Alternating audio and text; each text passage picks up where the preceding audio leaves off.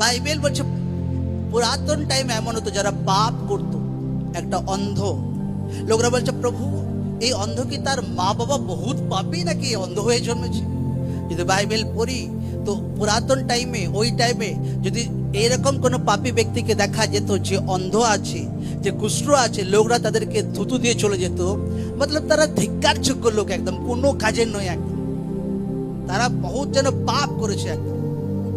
কিন্তু যখন যীশু খ্রিস্ট শারীরিক রূপে এই দুনিয়াতে এলেন তো একটা অনুগ্রহ এলো দুনিয়াতে, একটা দয়া এলো দুনিয়াতে।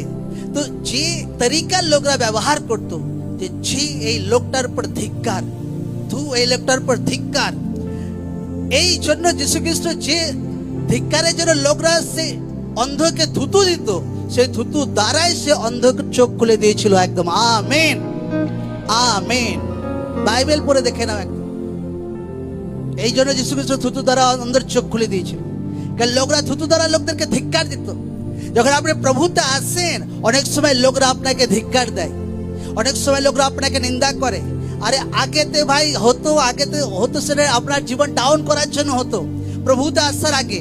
কিন্তু প্রভুতে আসার পর যদি নিন্দা আসছে, প্রভুতে আসার পর যদি তাড়না আসছে, সেটা আপনাকে উঁচা করছে প্রভু যিশু জীবিত নামে, সেটা আপনাকে বহুত আগে বাড়াবে প্রভু যিশু জীবিত নামে, সেটা আপনাকে গ্রেট বানাবে প্রভু যিশু জীবিত নামে।